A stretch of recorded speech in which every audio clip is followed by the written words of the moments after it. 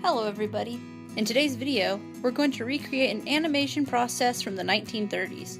Max Fleischer Studio was a pioneer in early animation. They invented technologies such as the multiplane and rotoscope.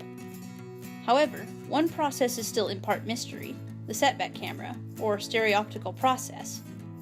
This was a mode of making a three-dimensional set for a cel animated character to explore. This is believed to be inspired by a Victorian-era toy called the Stereoptical viewer. With this device, a 3D image was produced by using a series of cards and binoculars, representing the left and right eye. It was all the rage, and I remember finding some cards alongside other things at antique stores as a kid. For the setback camera, some pictures still exist showing how they were set up, but not how it was used. Luckily, I'm a visual learner. From what I can tell, the Fleischer team would make a set and then move the camera alongside it on a track. I don't have a track, but I do have a wheelie chair.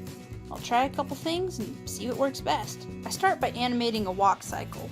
I follow the same process I usually do for making and rendering. For more information on the use of cels, there's a link in the description. For the background, I use a couple different things. First, I paint a large sheet of paper. This will be the furthest part of the background. Next, I went down to the creek near my house and collected some rocks.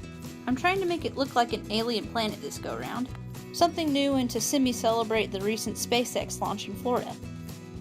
Now that the background is set up, I'm testing out how to get this to work. My first attempt is to move the cels along a string. Obviously, this isn't how the studio would have done it, but they were all about innovation, so this is in the same spirit. As you can tell from the test, this isn't the most consistent way to make animation. The sheet protectors have a pretty gnarly glare and keep moving out of place during photography. I'll have to try another method. My second idea is to try and put the camera on a track. I went through my closet and found my old Thomas the Tank Engine set. I put the track together and set my camera up on a train. I also tested a different means for the cels. I scanned them in and put a green screen behind them. It helped a lot with the glare. I'm still not 100% satisfied with it. My green screen needs some work. There's some little holes in the white parts, and there's a pink halo from the green screen. The background is also still wobbly. Better, but not great. For my final attempt, I went back in and photographed the backgrounds again. I was super careful to keep it consistent. Again, it's better than the first two attempts. It's not perfect by any means, but without a professional track, it's the best we could get. With the cels, I went in and did a little editing magic.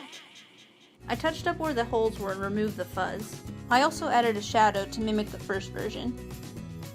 Alrighty, the final loop. Overall, I'm happy with how it turned out. There's a definite reason this technology was made obsolete.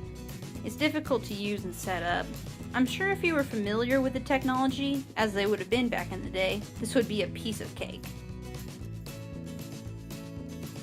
Please consider liking and subscribing. And if you have a suggestion for a later video, please leave a comment down below. Thanks for watching.